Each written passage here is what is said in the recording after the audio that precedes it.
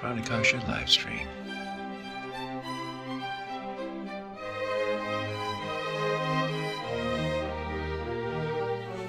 Hey folks, it's Matt at Pranakasha Productions, and today we are talking with singer, engineer, songwriter, YouTuber Sahiljeet Singh. Before we get started, folks, if you like this video, please press the like button, give us a like, and if you haven't subscribed yet, go ahead and hit the subscribe button. If you really like this video a lot, please share it on your social media platform of choice. And then, of course, leave a comment, start a conversation down there. We'd love to hear from you. We'd love to talk to you. All those things make YouTube happy with us and make it want to help promote the channel and make life good for everyone. So I second all of that. So Sahiljeet is from India, Delhi, right? Yes. And well, actually, there is a town near Delhi. It's called Dehradun. First of all, hi to all the music lovers and all the people who are tuning into Matt Bhai's channel. And greetings, Matt Bhai. Thank you for inviting me in. And we messed up already because, I mean, whenever we send each other messages, we always say either namaste or I like to say namaskar. Yes. So, yeah. Namaskar. Right. And so that's... Namaskar to the world. Namaskar. And then that means namaskar is more than just hello. It means like, I honor you, right? Yes. I greet to the soul inside you. Right. Not just the person standing in front of me, but you as an entire soul. Right. Or you can even go, you can be so bold as to say, I recognize God in you and I honor that within you. You know? Yes. Correct. That's correct interpretation, Matt Bhai. Yes. Yeah. So, I mean, even meeting someone on the street, there's like this spiritual connection that just is built right into Indian culture, which was the first thing that when I went to India, I've only been there once, but when I got there, I immediately got that and I loved it. And I went to Maharashtra area in Mumbai, and up there most people say namaste, I believe. That's what we were saying. Namaste is pretty much the same meaning as namaskar, right? Yeah, I mean, if you look at it aesthetically, it's the same thing. But it's just some people, namaskar is a more, how should I put it? It's more closer to how people were greeting each other in earlier times.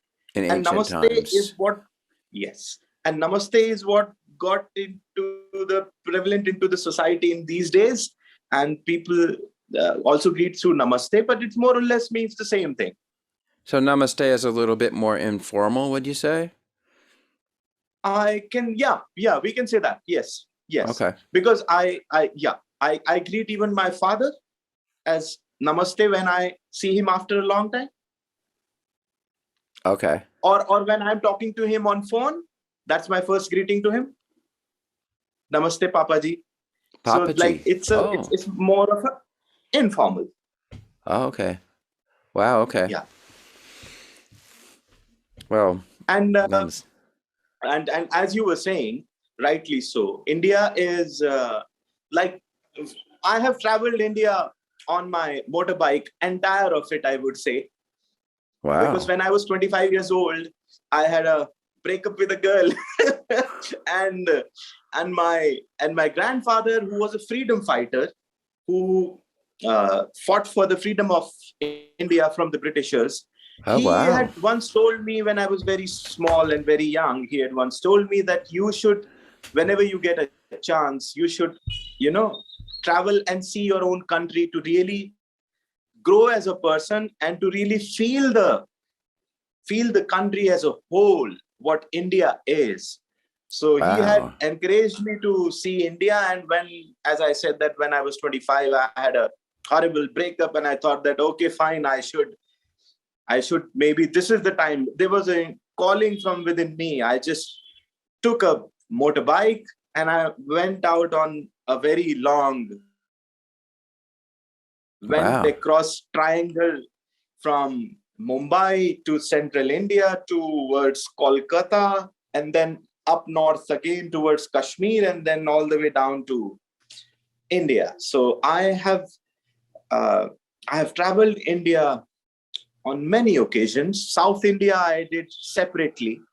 And Okay. what I observed was, as you were saying, taking a cue from what you were saying about India and this very spirit of India, I would say, yes, India, I have seen people who may not be very well off financially, Mm-hmm. who may not have all the ways and means to live life materialistically, but you will always see them having some sort of philosophy inside them. So they are very philosophical and spiritually awakened people in general. Of course, we have all kind of people in all everywhere, but in general, what I observed was people in India are very uh, they are more self-aware, and Okay. they are chasing happiness more than anything else, Ah, and always looking for an excuse to celebrate and be happy. yeah. Yeah, I really got that That- too. And there's a that's deep, why we have so many festivals. well, it's like it's really interesting because what I got was, for one thing, everybody seemed to be very well connected to their heart, you know? And there's just a great sense of humanity there, is what I picked up. You know, I True, loved it. true. And Thanks, wow. Matt. Bye for your beautiful appreciation about my countrymen. And Yeah. yes, true indeed. And though, if I may add, because I have lived in many cities also, I Uh-huh. was, because of my IT studies and work, I lived in a city near Mumbai called as Pune. It's western, I would say, West India. And I have lived in Chennai. You must have heard of that city. These are the popular cities: Chennai, Mumbai, Delhi. I have lived across all the metropolitan cities. Mm-hmm. The metropolitan people are very much similar to how you would see people in maybe another part of the world, in another capital city of a big country. They are Okay. somewhat similar in their lifestyle ways. Like they look forward to weekend being the Mm-hmm. day when they, they can really unwind and live life. Otherwise they are chained by the corporate system, and that's how the work culture and lifestyle is for metropolitan people Okay. majorly. However, the two-tier cities, because India is a huge and vast country, so the other cities than the metropolitan ones, that is where you will find people more relaxed, people more Yeah. living life, Okay. and people more connected to the idea of India, to the spirit of India, Mm. that everybody have in their mind when they think about India. So that is also has been my observation. Yes. Wow. Okay. Well, when you told me about your motorcycle tour, immediately what comes to mind is there's a famous guru in India now, Sadhguru, who also he always talks about he had a similar type of thing when he was young, got on a motorcycle and traveled everywhere. So, Oh yes, he's a marvelous guru. He's a beautiful human being, and I follow his words and his teachings, not as in like a.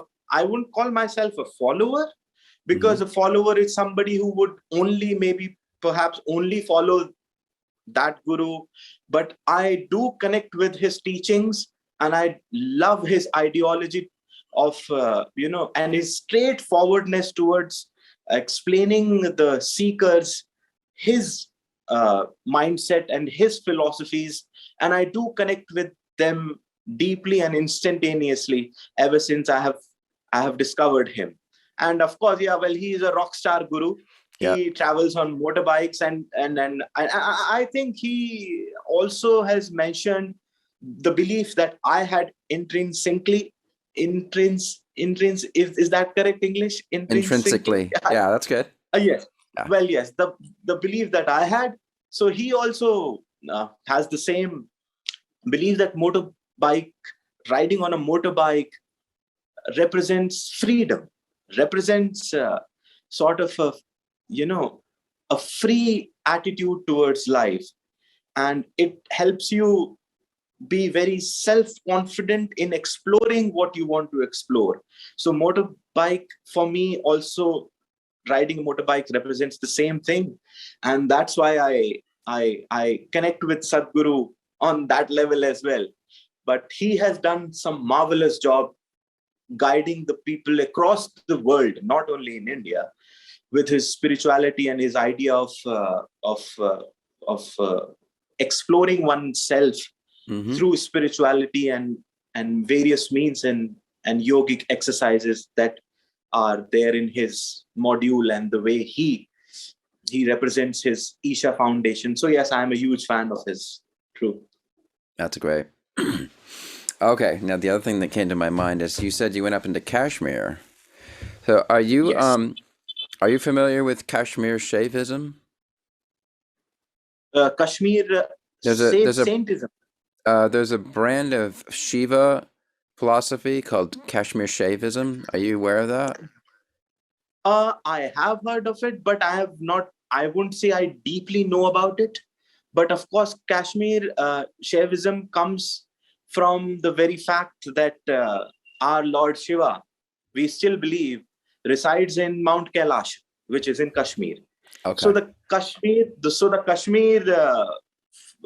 followers, ancient time before the Mughal, it's a little controversial subject in India, people, because there is always a friction about Kashmir and status of Kashmir, but all the Kashmiris, I would say, before the Mughals invaded India, the Mughals they were the people from Persia and the land of Persia who were following Islam religion, and they invaded northern part of India and the Kashmir, and all the Kashmiris who were by the virtue of the being in that land of Shiva, were Shiva followers. They converted to Islam, were forcefully made to convert to Islam long time ago in the 13th and the 14th century. And after that, the Islam religion was prevalent in the valley, though there were some Hindus there also who were practicing what they were practicing earlier, and they didn't choose to convert. So people in today's time, if they go to Kashmir, they will see more of Islam and Islamist religion being prevalent there. However, really? I thought most of the Muslims ended up going to Pakistan. Oh, no. The Muslims from the rest of the part of India, majority had exodus to Pakistan. Not all of them, though, because it was a free will of the person. They were not forced at any point of time. So some chose to go. The majority chose to go to Pakistan, which was made as the Islamist Republic. So it was a natural choice for them to join them. But there were other Muslims who identified with India as being their motherland, and they chose to stay. Since it was a free will of the person and it was not forceful, so some chose to stay here and the others went. But Kashmir was different. Kashmir had already been at least 80% of it Islamist state, as in not like what is the Islamist state today. Oh, really? Okay. But I didn't know that. Yeah. So even today, you will see 90% of population in the core Kashmir being Islam. Really? Oh, wow. I did not know that. Okay, I didn't know it was that high of a percentage. Because the part of India that I went to, like I said, was Maharashtra. I stayed in a village kind of outside of Mumbai, and there were. It seemed like the Muslims and the Hindus got along fine. Oh yes, in most of the part of India they get along fine. Even the part I stay at, we'll see one or two houses, and people are in general fine. People have been coexisting harmoniously since centuries. This is all political, and when politics interfere and things get a little messy, but people have a lot of love for each other. I started to make friends with one of the shopkeepers, who his shop he sold all. It was right outside the ashram where I was staying, so he was mostly catering to the people that were staying in the ashram, and he was Nice. selling all kinds of Hindu things. Like, for example, I bought this statue of Krishna at his shop. Oh wow, lovely, nice, Yes, awesome, and awesome. then also I also bought this statue of Shiva. Oh, nice, And I fabulous. also have a Nataraj in the other room that I also bought. So anyways, plus some beautiful batiks and things like that. And as I got to know him about 3 days in, I finally realized that he was actually Muslim. Even There though you his go. shop, everything in his shop was catering to Hindu customers. And then he told me that, so I was like, how in the heck can you keep those two things straight in your life? And he told me that at least in that part of India, like there was it was a thing. It was almost like a sporting event where the Hindus would like pick their champion scholar, and then the Muslims would pick their champion scholar, and they'd both go up on stage and they would debate, and then the That's audience would true. sit there and watch and try to decide who won. That's So true. That's true. That's true. People people still today have a very healthy mindset of accepting each other's religion. People don't have, in general, people don't have any animosity between them, because even because I'll tell you why. I'll tell you why. Because fundamentally, every person who identifies himself as an Indian, but Muslim or Christian or any other religion, has been a Hindu in past with yeah, his family lineage. So they all have that kind of a acceptance with each other that is born from that very fact. And it's the politics that has messed up, but people are totally fine. Like you said, it's a beautiful example. Somebody selling Hindu idols, but he's a Muslim. See, it's such a beautiful example of of of of India in general. That's what people across the world identify India as: a democracy, as a place where multiple religious people can exist and coexist in a very peaceful manner, and a diverse culture. That's what is India. that's great. And that, yeah, that's what people identified. Like, everything else has been messed up by politics, but that's what it is. but but I'm happy you went to Maharashtra, because I have spent a great deal of time in Maharashtra, in Mumbai, in Pune, and I can tell you, the loveliest people are there. They are very, very welcoming, Right, and they are very rooted, especially, like you said, you were in a little rural part of Maharashtra, am I right? right. Yeah, it was in a small village. It was So a small nice. village called Ganeshpuri. Oh wow, Yeah, that's just amazing, because village people is what, for me, is truly India. right. Of course, I mean, it had a gigantic ashram that was Oh wow. associated with it. So, I mean, plus there was a big temple in the center of the village was the temple to Nityananda, Bhagavan Nityananda, Yes, Swami and Nityananda, of course. yeah, and there And were when was buses this, that would Matt Bhai, come. if I When, may ask? when was I there? Um, Yeah, I believe it was 2002. It might have been 2003. I was there at the same time. Oh, really? in Maharashtra. Yeah. Wow. Nice, Matt Bhai. Yeah, I That's had a just great so. time. I had so much fun. I only got to stay there for 11 days because I had just started a new job. So I only had that much vacation, which everyone told me if Ah, you're going to India, you got to stay like 2 or 3 weeks, you know. yes, But minimum. yeah, anyway. Even that I will say is not enough. Yeah. 2 or 3 weeks is just for one single state. We have around 28, I would say. Yeah. Yeah, it was my first time there too, so I was kind of I went by myself, so I was too afraid to actually go out exploring very much.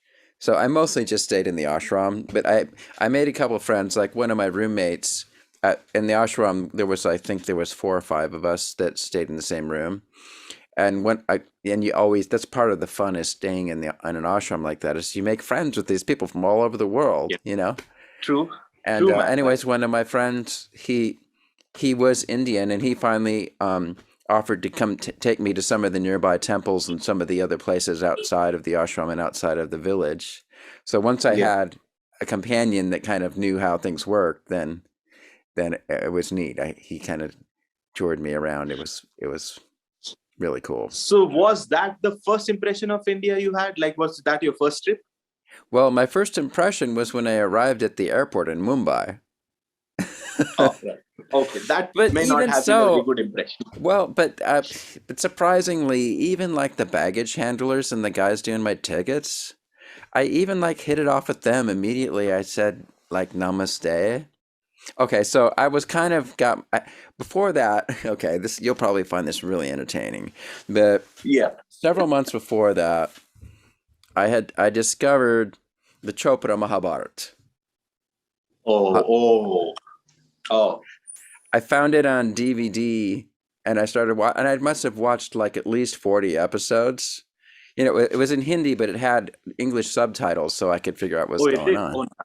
So, and in Oh, there, everybody was very formal, and you know, so I was already bought into all that. I mean, in the Mahabharata, I mean, you don't just say namaskar. I mean, you bow down and you touch the person's feet yes. if you want to Yes. show full honor and stuff. And do people Yes. still do that? People still do that. In villages, they do that. With the elderlies, they do that. Okay. And if somebody has achieved a great deal in life, like somebody has achieved enlightenment, or maybe has done great deed for the social cause, people would still greet them with the total bow, like Right. to their feet. And They still do that. the amazing thing is like in the West, the only example you have of that is like in the old Star Trek or like in Gilligan's Island or something, where it's always these really primitive people will go, oh, you know, like this, and you always feel like they're being so silly. But like in the Mahabharata, when they would do it, the person would always do it with so much humility. Like it wasn't like they were degrading themselves. It was more like they were just completely offering their total love for this person, and they just did it because they had to. I mean, that was how they would express their love, would be like touching the person's feet, you know, kneeling down. That's a beautiful observation. Yeah. You have a very nice observation, Matt. It's very nicely observed, and you're dead right on that. So when you do that bow, the body language and the way you do it is not really putting yourself down. It's actually recognizing and acknowledging the person in front of you, and really giving respect to that person without putting yourself down. So it's a very beautiful observation you have made about Indian greeting ways. Absolutely right, Matt. Absolutely, that's great. right. Yeah. So I was very much taken by the Mahabharata. Oh, Mahabharata, I say, is the mother of all soap operas. Yeah. It has everything. It has everything. Drama, betrayal, family, friendship, war, everything. Yeah. It is like so. And can you imagine it was written many 1,000 years ago? Yeah. Can you imagine that kind of imagination? And in fact, the very fact that some studies, some scientific studies, and what we believe is in yoga, according to our Vedas, yoga is the cycle of how should I put it in exact English words? The ages. Yoga, it's like that they will, what we call times are changing. So the times that humanity will experience on in their existence would be divided into 4 cycles. And right now we are in Kali Yuga, according to Vedas. And that was a different yuga when Mahabharata was written. That was Satguru, right? Yes. The previous. So okay. what I'm not 100% sure. I'm not 100% sure. Whether it was Treta or Sat, that I'm not 100% sure about. Okay. But what I am trying to say is, there is a philosophy which says that man was more advanced than what they are today. And then we lost all of it. And then we started in this yuga with zero, like with nothing. And then Stone Age, and we learned how to make fire. And from there, we have come to where we are, to flying airplanes and going to Mars. And we are still technologically advancing. However, there is a theory that says that man was more powerful. They were more advanced weapons. And if you look at Mahabharata, it explains the weaponry used in the war is quite similar to atomic bomb that man made much later than when Mahabharata was written. So it's very fascinating to me, the imagination of the writer of Mahabharata. And it all happened. We have proofs, still proofs of that time existing. Archaeologists keep digging up stuff which kind of verifies Mahabharata, very much so. So it kind of testifies that yes, man was more technologically advanced, because the imagination of Mahabharata writer is not only his imagination, is what actually really happened. And if you study Mahabharata, it kind of sorts of proves that those weaponry systems and those ways of living of man was very much advanced, and we had access to certain technologies which we believe now advanced human we have achieved. But if you study those scriptures, you realize that man was actually already very advanced, but somewhere in between we lost everything. What happened, I don't know. Maybe same thing happened as happened with dinosaur, but I can't say. But it's very interesting to me. It's very fascinating. Also, there's all kinds of different beings in the Mahabharata. Besides just what we consider humans, and then of course in the Ramayana, there's people flying around in things that are kind of like flying saucers. Yeah, yes. All that kind of stuff. Yeah. Okay, I'm gonna ask you a question. In the Mahabharata, the whole thing centers around this game of dice, right? That's the thing that yes. causes all the trouble. All the trouble. So do you take that literally, or is this game of dice like a metaphor for something else? I'm sorry, can you repeat that?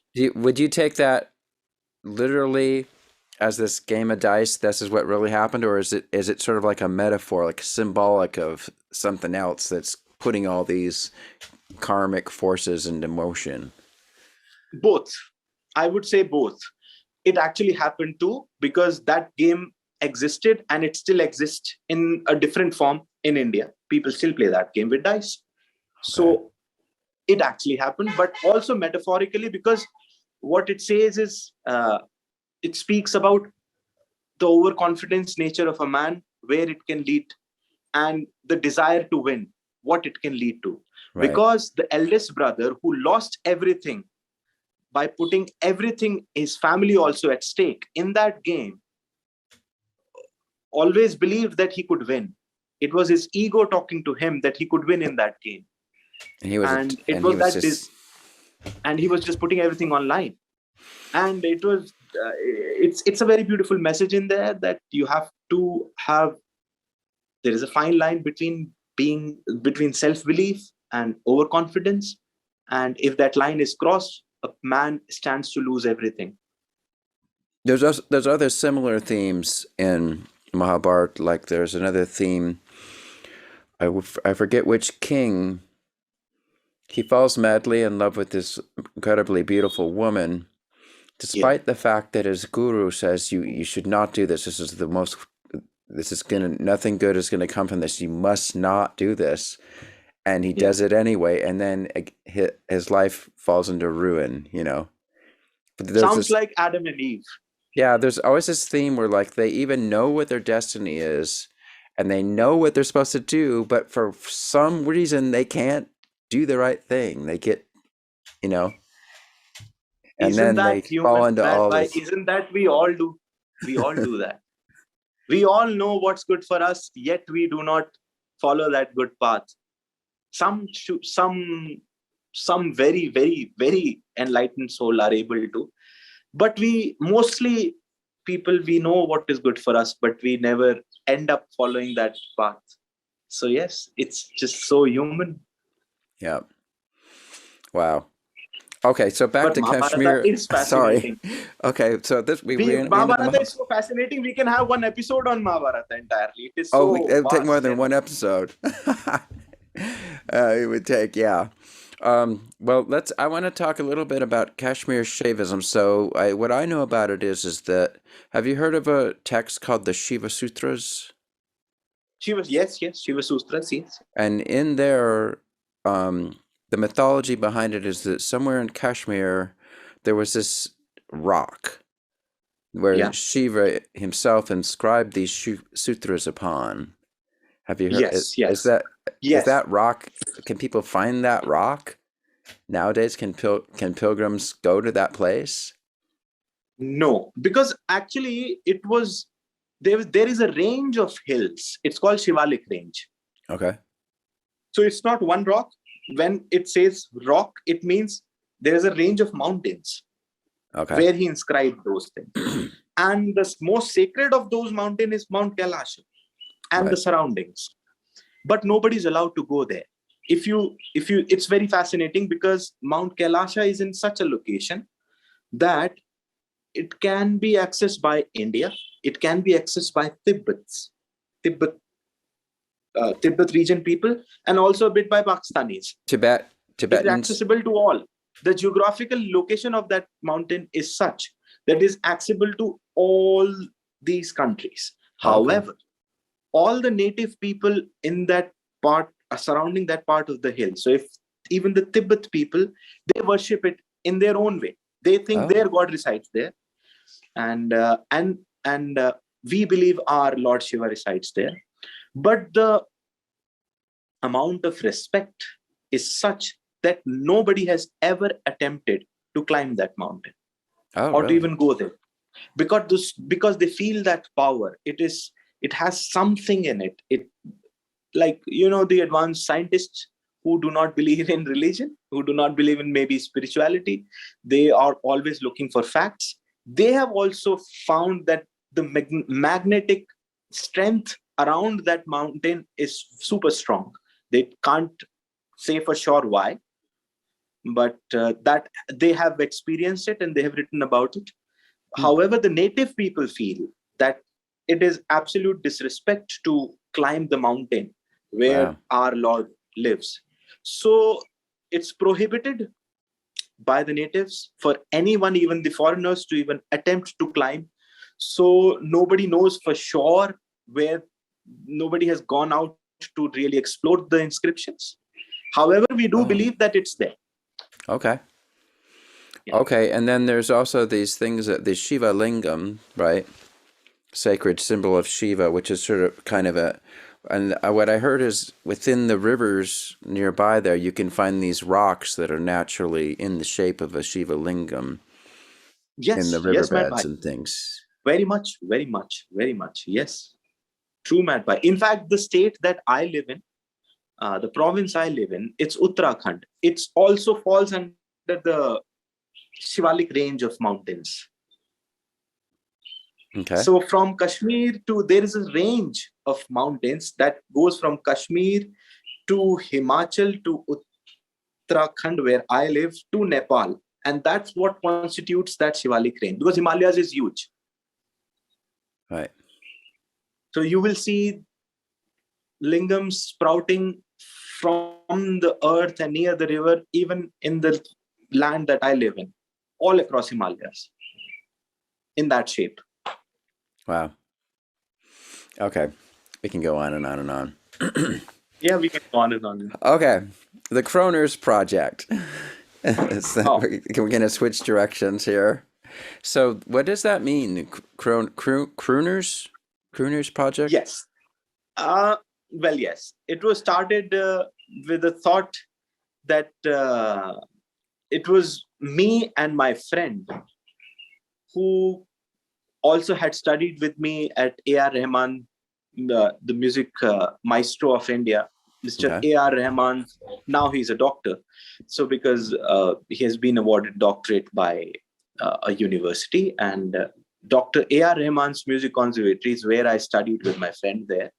And after passing out, we thought of having a platform where we could represent an artist, a singer, through that platform, visually as well as sonically. So since we were thinking of representing singers, and singers croon, the word is from the English word croon. Oh, okay. And then I thought that I need to stylize it, because we have this fashion in India to stylize the letters to make it sound interesting. So I thought, let's make it crooners and change the spelling from C to K. So that was the story behind it. It was just me wanting to sound my brand different. So that's why it's called the Crooners project. Okay, and you yourself are classically trained singer too. Yes, I am. But in India, when we say classically trained, it's such a strong discipline that the pure classical trainers only train in classical. All okay, their so what would you call yourself then? I would say I have knowledge of classical music, but I would not call myself a classical musician. That's the difference. Yes, because a classical trained musician or a classical musician in India is somebody who all his life only pursues classical. No light, no Western knowledge, no brush towards that, only hardcore Hindustani classical, or the second stream of Indian classical, which is Carnatic. So that is the person who can call himself theoretically classical musician. I have knowledge of it. I have learned it, but I don't identify myself as a classical musician. Okay. Similar way how I have been exposed to a little bit of Western classical music as well at my conservatory days, but I do not identify myself as Western classical musician. Okay. Yeah. But like you, when you do a pop song, are you aware of what raga it's in and such things like that, or? Oh, well, yes, mostly. But raga library is so huge and big. You can always raga was interesting. Raga was classified into what we call in jazz modes. Mm-hmm. So there were modes. First, the modes came. The modes was classification of notes into 10 different categories. Okay. Like pentatonic mode, we call it Rag Thaat Bhopali. Mm-hmm. So what happens in rather Thaat Asavri, but Rag Bhopali. So we call Thats as modes. Thats is the first categorization of musical notes into 10 categories, which is similar to modes, just to draw the reference of what they are. But then the Indian musicians went berserk and they started breaking those modes further into rags based on the emotions that they were evoking, most importantly, because rag cannot be a rag if it does not evoke an emotion inside you. Like, you can categorize on paper as much as you want. This theoretically, you can categorize and chop those notes and classify and do all of that. But unless there is a emotion being evoked by it, then it's not a rag. In fact, we went as far as categorizing them by the recital time during the day as well. So if a rag is supposed to be that particular rag, then it has to be sung in morning, aesthetically speaking. And so that is what one second. All right. So that is what basically led people from classifying those 10 thoughts/modes to further ragas. And based on the way they went very intricate with those notes, so based on the emotions that those notes were evoking, and the permutation and combination different permutation combination of those musical notes, as well as, more importantly, how they were sung. They went as intricate as, even if whilst transitioning from one note to another, if you do it in a certain way by touching a different semi-notes, semitones, that would categorize it as a different raga. So what I'm trying to say is raga library is very, very, very huge. So for anyone to identify one particular rag is difficult unless they have dedicated their life to it, which I have not. So what I can identify mostly is thats, the modes, the first classification, and certain rags also, the popular ones, the major ones, like Asavari, like the Bhairavi, like Darbari, Bhopali, and Kalyan, Yaman Kalyan. These all are like the famous rags. These are easy to somewhat Bhim Plasi. These are easy to identify. But if I can listen to a song and say for sure that it's in that rag, I do not have the knowledge of all the ragas. It will take entire life for me to gather that knowledge. It is so vast a library. So what I'm getting at is like, okay, even though you consider yourself a pop singer, you already have this really huge wealth of knowledge about the theory of Indian music and all this stuff. And I think is that true for most, quote, popular singers? They have this kind of background where they, even though they're not considering themselves classical, they still have quite a bit of training backing them up. It's a very interesting question. It's a very interesting question. I'll tell you, amongst the musicians fraternity, we always judge the musicians here in India if they have the base, the fundamental of classical music or not. So if somebody is asking me of an opinion of a popular pop singer in India, the way he sings can tell me clearly whether he has that knowledge or not. And that's how we judge how good or bad they are. That's our parameter of who's we? Judging that artist. But the learned listeners, whom we call the learned listeners. Okay. They will always judge them by that way. But there is a section of artists who can identify as pop singers, but who have not had a brush of Hindustani, but are still doing well in the commercial space of music. But majority who are sitting on the highest pedestal and are proper pop artists, but have a very good knowledge of... Wait, proper pop artist? That's an interesting term. When I say proper pop artist, what I mean in India is somebody who can sing, because we have Bollywood music, which is not one genre of music, but many genres. So there might be someone who is a pop singer who can sing a little westernish also. And also can sound very Indian, at the same time Indian folk also, and can sound Indian classical also. Such person would be called as a pop singer in India, a proper pop singer. So that's why it's a little different from the pop singer probably identified. Okay, is there actually a Sanskrit or Hindi term for that? No, I'm afraid not. Okay, you just go to English when you have to say that. We have for a folk singer, we have like Lok Gayak. Lok Gayak is like a folk singer, but for there is no Sanskrit term for pop singer because it is so recent. Sanskrit was like, okay, Sanskrit was done by then. By the time the pop singer came into the picture. Okay. All right, sorry, I kind of derailed you on that.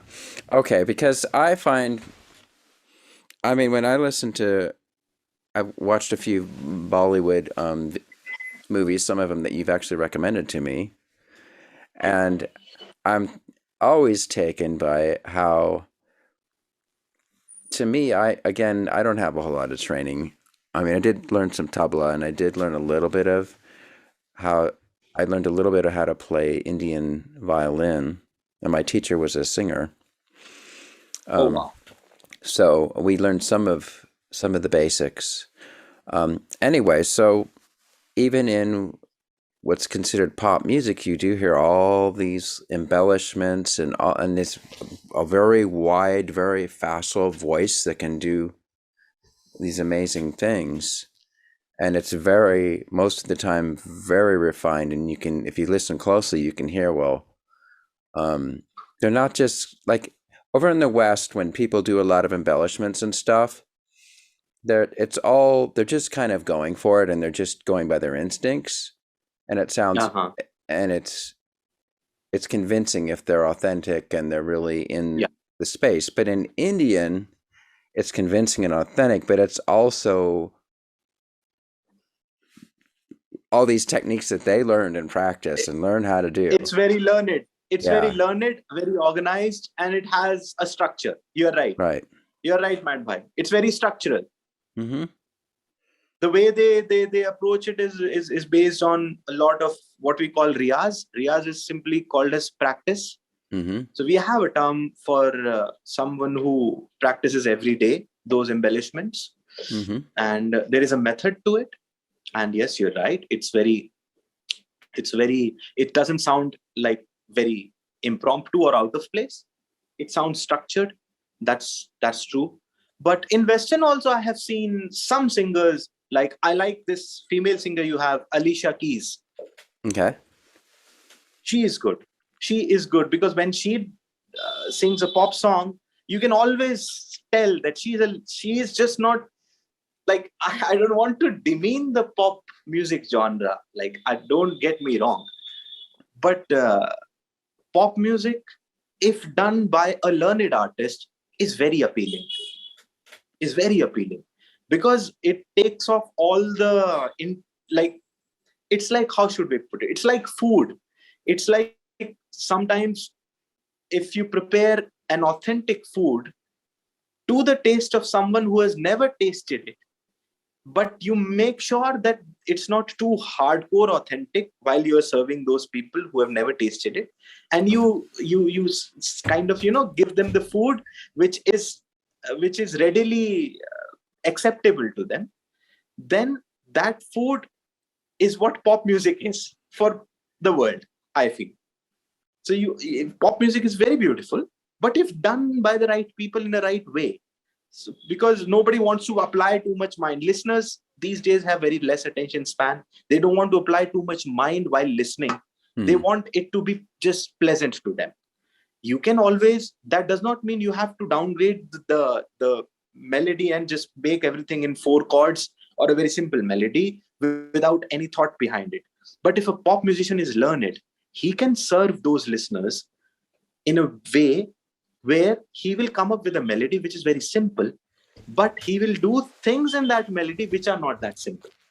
So it's a very good combination a musician can bring to the table. So that's why pop music is in itself not bad. But if it is done by somebody who is just doing it to get fame and shortcut without learning anything, then it's when it sounds very bad. Okay. That reminds me that your father is quite a well-known singer in his own right. Yes, I mean, he is, we have a category of how you have gospel music. Gospel? We have something called, you have gospel music, music for the God, I would say, right? And we have something called as bhajans. Music for the God. Yeah, in Hindi. Yeah. So my father is associated with a foundation called as Sahaj Yoga Foundation, which teaches you which teaches you self-awareness through Kundalini awakening inside you and through chakras awakening inside you. And it approaches it in a very scientific way, along with the spiritual. It's very famous in the Western world, this organization, and the founder is Shri Nirmala Mataji, who's no more in the world physically, but her teachings is what the followers follow. And my father has been associated with for as long as that I can remember, around maybe 30 years, if I'm not wrong. Okay. Or 25 for sure. So he sings the bhajans of Sahaj Yoga, and his bhajans amongst the Sahaj Yoga followers got extremely popular. Some Oh. of them have even more number of views on the YouTube than my songs, my pop song. Now, did he He is compose quite. these, or are these also popular bhajans that have been in the Oh, culture for oh no, centuries? my father is a purist when it comes to music. He, like, I do covers, cover versions, interpreting them in my own way. My father, if he's doing music, he writes them, he Oh, wow. composes them, he sings them. So he is like, I think this culture is there in Western world also. If an artist is an artist, then they do all of this what I mentioned. Hmm. So but and my father is like the same way. He always, when if it is his project, then he makes sure that it is his sound, his views, his words, because that is when he says it's mine. I can say he says, Wow. if I do somebody else's, then it's their work. But if Wow. my thoughts have to come out, then it has to be, every department has to be mine. That's how he approaches it. Interesting. And What about like all those so, famous bhajans by, like Tulsi Das, or, any of those famous saints? yes, correct. Yes, you are right, Matt Bhai. They were the most famous bhajan writers in India. And with Tulsi Das, it's like even the Western philosophical world has analyzed his dohas. We call them dohas. Dohas are rhythmical, lyrical lines which are perfectly in meter to one another. So the meter is never out. So they studied those uh, writings of Tulsi Das, the Western philosophical worlds, in recent times, and they were amazed how every single line was in tune with the preceding line and was rhyming with the preceding line. Just hang on a moment. I'll have to switch off the motor of water. Okay. So what we have is an alarm system. Once we switch on the motor for the water to go up in the tank and the tank is filled, this alarm system shouts and tells you that the water is now filled. Please switch off the motor. Okay. The motor is off. So now yeah, the water is the motor is off. in the tank. Yeah. Very Yes. good. The water is in the tank and we all can take nice bath after the video. Hooray. Okay, So, Tulsi Das. So was Tulsi Das's was it all in Sanskrit, or was it in the vernacular? it was in vernacular. It was in the colloquial language being spoken in those times, which is still spoken in some part of India. Like, have you heard of Mathura and Vrindavan? These places. Vrindavan, that's a place that Krishna loved. Yes. Okay. Tulsi Das existed in the time when Lord Krishna was worshipped and existed. So right after Lord Krishna's period, Tulsi Das was there. So he has written a lot about Lord Krishna also. Okay, and he's written in that language, that colloquial language. Tulsi Das, doesn't that mean like the servant of the flower or something like that?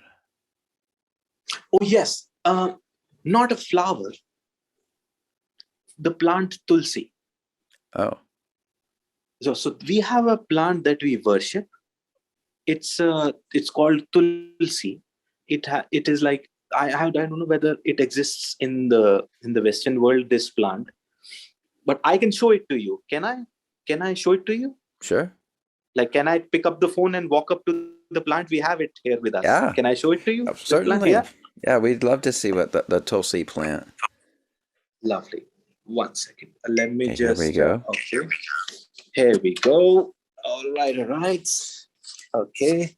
I'll just walk you to my little terrace. This is fun. Here we have. So this is Tulsi plant. This. Oh, okay. Yeah, we worship it. So if we have to do something good on that particular day, we make sure that we water this plant and looking into the sun. So if you see it's morning time, the sun has just risen. Okay. And it is watered. If you see, there is water in it, because I think Papa must have watered it. So early morning, when the sun shines on the plant, we water it. And okay, since we got you out on the deck, can you see the Himalayas from your deck? Himalaya. Oh yes. There you go. Okay. Wow. There you go. So it kind like right now there is no snow there because it's summertime. Okay. But in the winters you can see snow also there on the upper slabs. That's great. Yeah. So, Matt Bhai, about this tulsi plant, we worship it. We even have Devi, a goddess of tulsi. Oh, okay. Why we worship it is like we worship it because like personally. One second, huh? I'm sorry, apologies. I had to just okay. There we go. I'm sorry, I'd forgotten that I'm on the video call. I got so engrossed in the conversation. Why can't I see you? Now I can see. So, Matt Hi Bhai, there. the tulsi plant is Okay, hold on. natural. Sorry, I'm sorry to interrupt, but you keep calling me Matt Bhai, so we should probably tell people what that means. Oh, okay. When in India we are affectionate towards someone, whether they are in our family or outside of family or outside from any part of the world, if we feel affectionate and respectful towards somebody, then, and if they are elder to us, then we call them bhai. Bhai means brother. Oh, okay. Yes. So it's like Matt bro, how people would call you in maybe in America, Matt bro, then I'm calling you Matt bhai. But Okay. a bro can be even as like in India we are very particular about the relationships. So we don't call our uncles every uncle just uncle. If it is Papa's elder brother, then it is Tauji. If it is Papa's younger brother, then it is Chachaji. You understand my point? But in Western, every uncle is an uncle. If it is my mama's brother, it is also an uncle in Western world. But in India, we have particular designated name for every relationship. My mama's brother will be my mama ji. Okay, so I've been that's calling you Sahiljeet Ji. So is that right? That's all right because you are elder to me. You can call me even Sahiljeet. That's all right because you are elder to me. But I want to say G because I want to be affectionate, right? G is more respectful than affectionate. Oh, okay. More respectful than affectionate. For affectionate, it would be considered affectionate if you would just call me Sahiljeet because I'm younger to you. Because I'm younger to you. Oh, so the G makes it not as affectionate? No, G makes it respectful. G, okay. Sahiljeet G. G I mean, to me, it seems like the right thing for me to say. So I've always been calling you that. Okay, so folks, we know each other. We know each other. I mean, yes, the two of us have been Facebook messaging each other for several years now, right?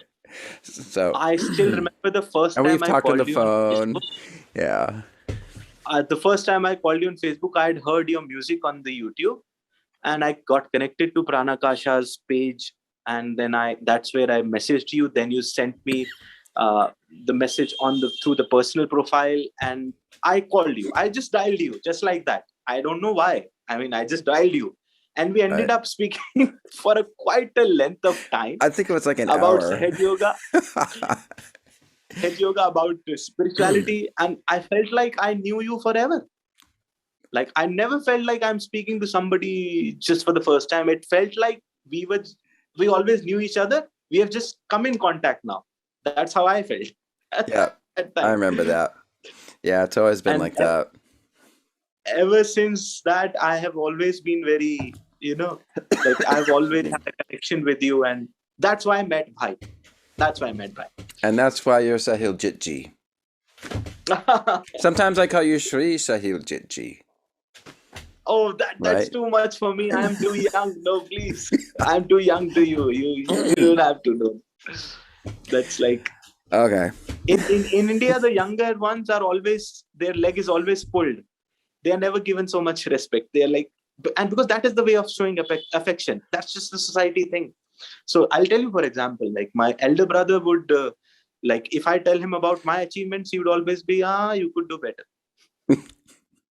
Because he's elder. He'll never say like, you well done. Oh, you could do always better. That's how it is. Like, it's just that kind of thing. That's great. Okay. So, okay, what Yeah, are I we, was talking about why are we tulsi. talking So okay. the tulsi, why we Oh, yeah, worship yeah. it? Because scientifically, it is proven to be one of the strongest. Scientifically, it is proven to be the plant with the strongest antibiotic properties, Oh. antiseptic properties. Hmm. Yes. So we know it now. We worship it because our mothers, our forefathers were worshipping it, but we did not know the reason until, like, now we know that why they were doing it, because the science studied it. Science always studies India's patterns because they feel like it is not done out of blind following. There's always some logic behind us following something, Okay. always. So why they studied then the plant, and they found it to be extremely beneficial according to Ayurveda properties. And it has a very strange property. This is very strange, Matt. Bhai. If you have dirty hands, Okay. suppose you have not washed your hands after going to poo poo. I'm just saying, for example, if you touch that plant, if you touch that plant with those hands, that plant will go like, it'll be like this. All the leaves will dry out. It is so sensitive to cleanliness, this plant. Hmm. Like, you can't even touch it with the unhygienic hands. Hmm. That is just the way plant has this in its nature. Can you imagine? The plant has such nature. Like, Wow. normally human beings have this nature, and the plants don't have such nature, but this particular plant has that nature. It's So very that's why we are sensitive. very extremely careful even while touching it, because if we have dirty hands from anything, dirt or anything, and if we touch it, it'll it'll how do you say it? It'll just die down. Wow. It will Yeah. recoil. Hmm. Yes, it's such fascinating. Like, I have done it as an experiment when I was child, though I should not have, but I have done it and seen it for myself. Wow. Okay, so Tulsi Das, so he acquired that name because that was his seva to take care of the Tulsi plants? Yes, and also that also means, in a way, worshipper of God, because Tulsi was God in those times, still is. We worship this plant, and he was a das. He was a server. Das means somebody who serves. So he was Okay. serving Tulsi, Lord Tulsi, or Goddess Tulsi. That's why Tulsi Das. That's how we identify him. Okay, wow. Okay. Now let's back up. Back to your dad. Yeah.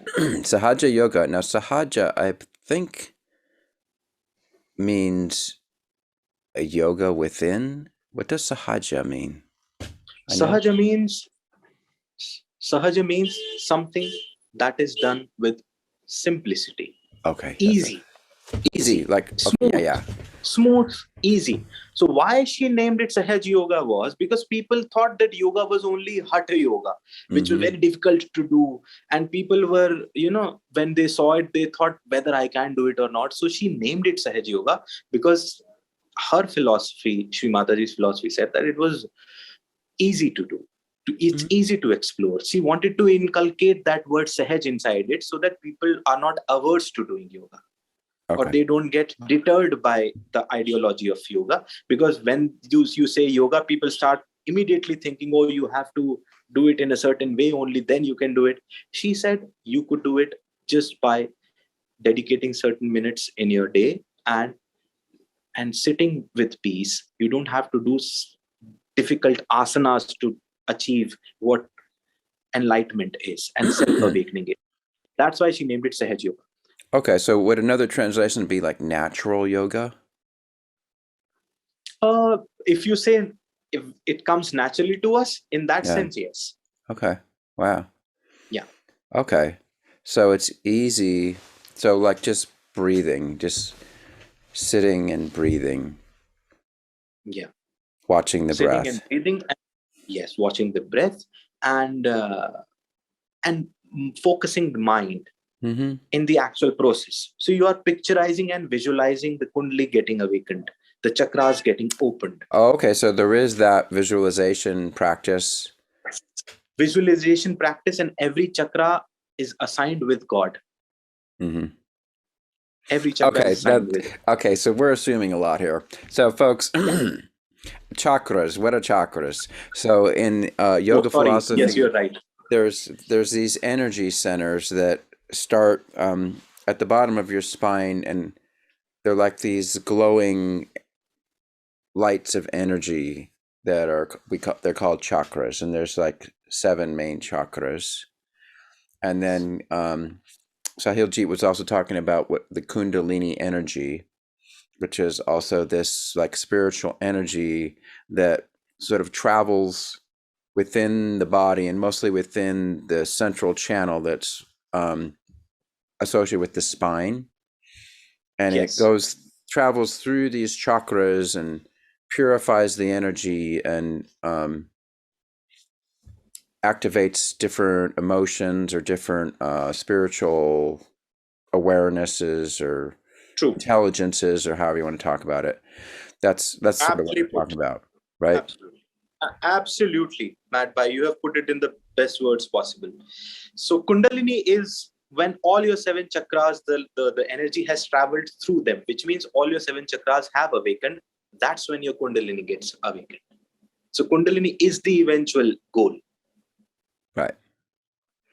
Kundalini is what you are getting awakened at the end of 7 cycles of chakras being awakened. Right. So yoga, for especially like hatha yoga, which is the different, and he mentioned asanas. The asanas are the postures. So like the different types of things you get your body into, and each one has the ability to kind of change the patterns of energy and has a certain medicinal effect, and helps direct the energy in different ways within the human body, and so True, on. true, Right. true. But yoga can be, for me personally, yoga can be, just for better understanding, divided into 2 categories. Simply put, one is what you do for your physical health, and the Okay. second is what you do for your spiritual health. Okay. The physical health is the one that is associated with, they are interlinked though. Physical health is what is associated with asanas, the asanas that you Postures. do. Yeah. Yeah, posture. So, for example, there is a gentleman, for example, who is suffering from backache. He doesn't want to be spiritually enlightened. He has no interest in it. He just wants his backache to be cured. For him, just performing the asanas will help him. Will help him. But if there is somebody who is looking for a holistic development, he wants his health to be, physical health to be fine, and also be a better human being and be more aware of himself, then he has to do the meditation part of yoga as well, along with the asanas. Asanas is what will keep him physically fit, and the yoga is what will keep him spiritually fit. Right. Of course, if you do asanas, there's also a little bit of pranayama along with that too, right? That's Because why I there's said some they are breathing. interlinked. You're right. Yeah. Yes, you're right. They are Okay. interlinked in a way. Yeah. Yes. So Yes, there's they that. are. And because yoga is incomplete if it is done without if it is done without self-awareness. It is incomplete without it. So being self-aware would require you to meditate in a certain way, and breathing is the integral part of meditation. So they all are interlinked. Also an integral part of being alive. And that's why it's integral part of being self-aware. It is Yeah. breathing for me is so fascinating, Matt Bhai. If somebody is breathing awareingly, Mm-hmm. then everything around him will change. Mm-hmm. Like that's the simplest thing. If somebody I can suggest to someone, if they were to ask me any suggestions on yoga, somebody who has not had any brush with yoga or doesn't want to go into the theoretical part of it and doesn't have that kind of time to invest, then I would just simply say, just breathe awareingly. Just be aware of your breath. Mm-hmm. And it is the simplest way to take the first step. Mm-hmm. Yeah. Breathing is so important. You are right. It's important to living. Right. Yeah, and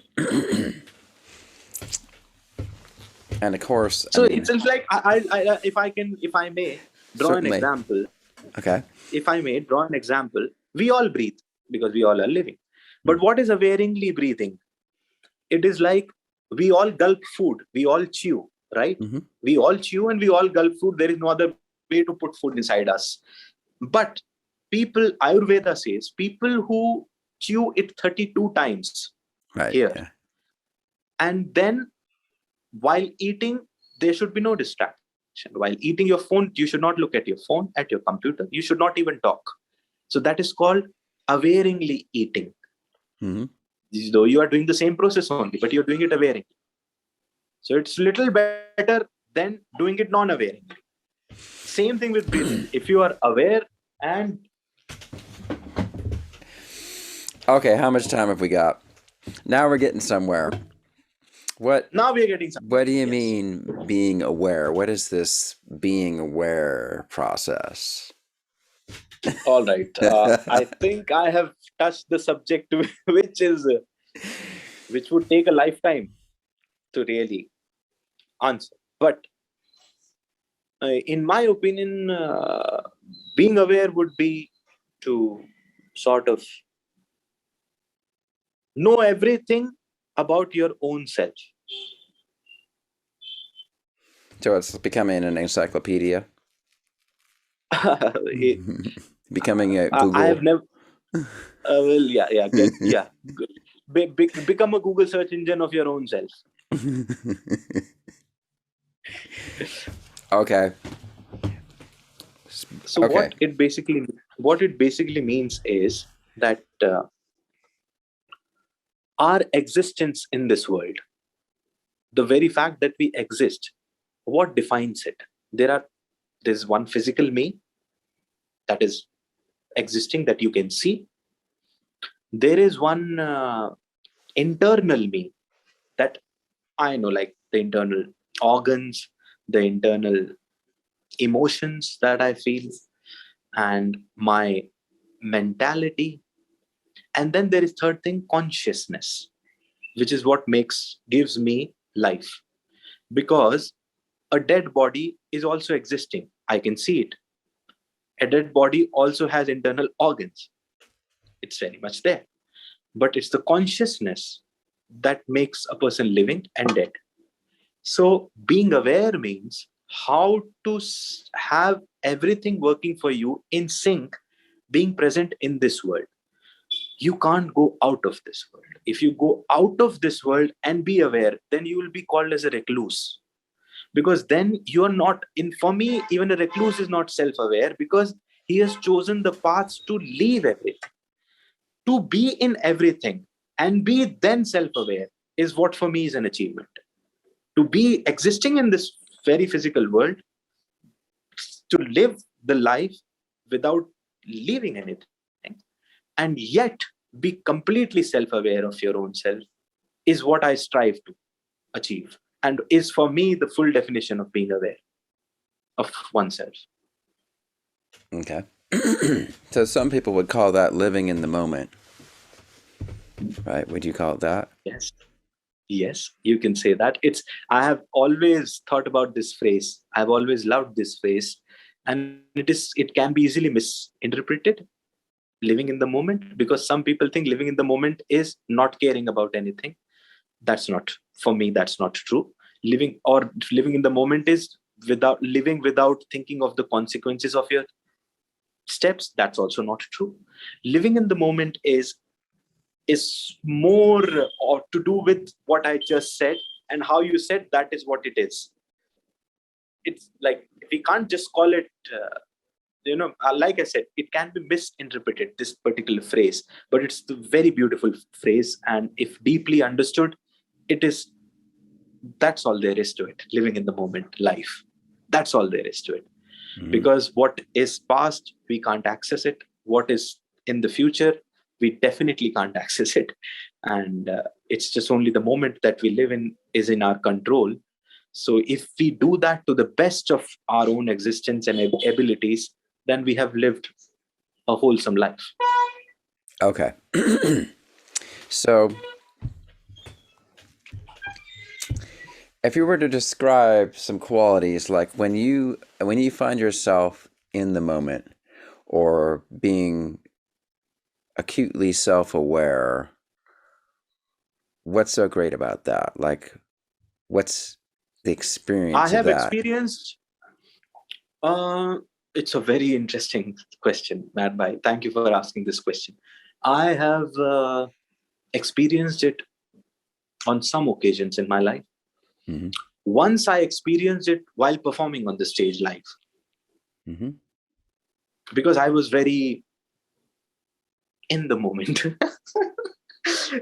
So, which means is that I was completely unaware of or uninhibited of everything else around me or going in my life. I was just there in that particular moment, s- doing what I think I do best on that particular stage, in that particular moment, and getting the reciprocation, the acknowledgement by the audience in front of me, which was a reassurance that I was doing what I was doing to the best of my abilities in that moment. So Hmm. that's when it gave me a sense of recognition and experience, a sense of delivering in delivering my abilities, delivering my abilities, and that sense of recognition and acknowledgement from the people in the audience is what completed that chain and made me feel wholesome in that particular moment. It was beautiful. It was a beautiful experience. I have performed many times. I have gotten accolades many times. But that particular performance was so in tune because I was happy with my own self, my delivery of my art in its completion. Because I felt like I did well. Not Okay. because not because they think I thought well, because first of all, I thought that I did best performance in that particular moment. So it made me feel complete in that moment. And why I was able to do it? Because I was only focusing on that particular moment. So in the West, we have a phrase for that where you following your calling. Yeah. And I think the Sanskrit word for that would be you follow your dharma, right? Would you say that like you finally in that Yes. moment you did what like you were born to do and you finally Oh, yes. realized that. Oh, yes. Oh, yes. Karma. That word is another I would said require an interpretation. dharma, not karma. Oh, Dharma? you said dharma. Well, Dharma, yeah. dharma. Dharma. Dharma. Correct. Correct. That's your dharma. Yes, correct. They are closely related. Of Dharma and course. karma. They are very closely related. But yes, you're right. That's my dharma. That's what my calling. That was I was meant to do. That's how I defined myself. Hmm. And since I was able to deliver it to the 100% of my abilities, according to me, not according to someone else, according to me. And after that, I got the acknowledgement that yes, it was. So it kind of becomes like this and gives you a good feeling. Okay, So I right have in experienced that it once. moment, though, I'm going to go right to that moment. Are you familiar with the term, Sanskrit term, Satchidananda? Sachidananda, yes, yes, yes. There is a Okay. Swami named after it as well. Okay. And then, but you know that's it's a Sanskrit word that's made out of three smaller words stuck together. Yes, but I won't be able to bifurcate it. If you can, please, it'll because yeah, I know it is Okay, made out of three words. I really like it because it's so Satchidananda. So the Sat means that which exists, or that Yeah, which is true, that which yeah, is, right? yeah, yeah, yeah, And then the Chit means awareness or consciousness. yeah, Sat Chit, and then the end, the Ananda means bliss. Or if yeah, you could say even love or joy. yeah. I love that word because it takes They're all those beautiful. things, and that's like, well, that's why you want to be in that space, because when you're in that space, it's like there's truth, awareness, Yeah, plus you feel euphoric, you're full of joy, right? yes, yes, Matt. And that's why you Yes, want to go and back there because it feels so good. correct. But what fascinates me is, from whatever small journey I have in life, I experienced the same feeling when I was on my bike trip on top of Himalayas. We went right up to the highest motorable road, highest motorable road in Asia, or some people say even in the world. And there was no other human being. It was 360-degree view of Himalayas. And my bike was just parked there, and I put it on the stand, and I got up and I just looked around, and I had the similar feeling. What fascinates me is this. I was in a place where there was no human, all to myself. I experienced the same emotion, and I was surrounded by an audience of at least 1,000 people in middle of the stage, and there also I experienced the same feeling. So it's not really the surroundings, it's the connection with your own self that gives you that feeling. And so that's what fascinates me, that this particular feeling that you get. How we started the conversation, you asked me that question, that when have you felt that? So I have felt that being in this world, and I felt the same being outside of this materialistic world also. And that's what fascinates me, because that draws me to the conclusion that it's not really the surroundings that are dictating your inner growth. It's actually you and your own connection with your own self all the time. Whether you are working in a corporate sector, sitting in a cubicle, and with whatever you're going through in your life, or you are a recluse living in the foothills of Himalayas, it is always inside you and your own connection that can make you feel that beautiful feeling. Right. So that's what fascinates. And karma has a very big role to play in it. Karma is a subject that would require a different episode altogether. Yeah. Okay. All right. So we've hit our 90-minute mark, which is usually how long these go. I mean, I've had a few videos that are like 3 hours long, but maybe we should wrap it up. Maybe we could wrap it up and continue with something else, because I would love to chat with you over. Okay. So, yeah. It was a pleasure, Matt Bhai. Thank you so much for inviting me again. I follow your channel. It is, I would say, a Pandora of knowledge. It is like, there are people from different walks of life who come and share their experiences. So your channel is such a dynamic place of knowledge, music, art. And I hope that everyone who tunes in gets their time worth. And I hope that you continue to spread happiness and wisdom through your music, through your channel. And I wish all the best to you and your channel.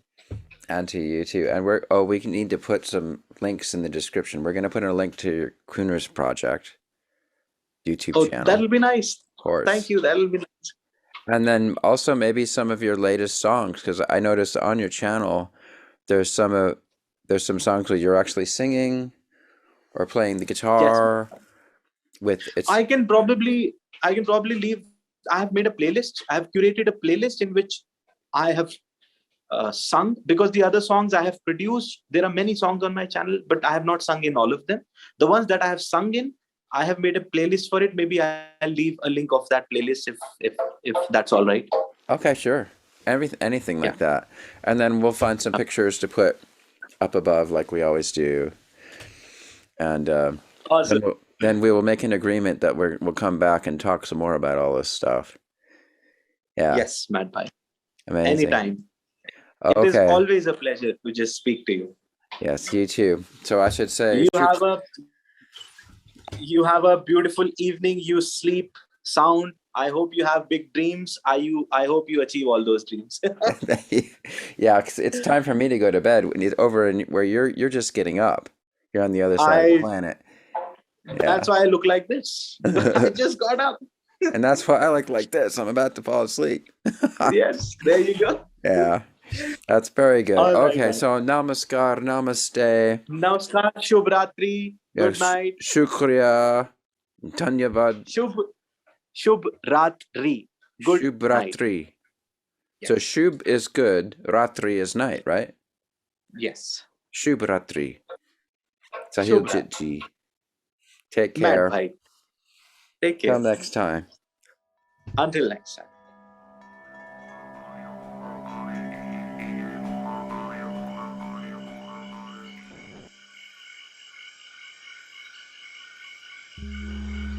Pranakasha production. Fantastic creations emerging spontaneously from the space of life. For the benefit of all beings everywhere. We gotta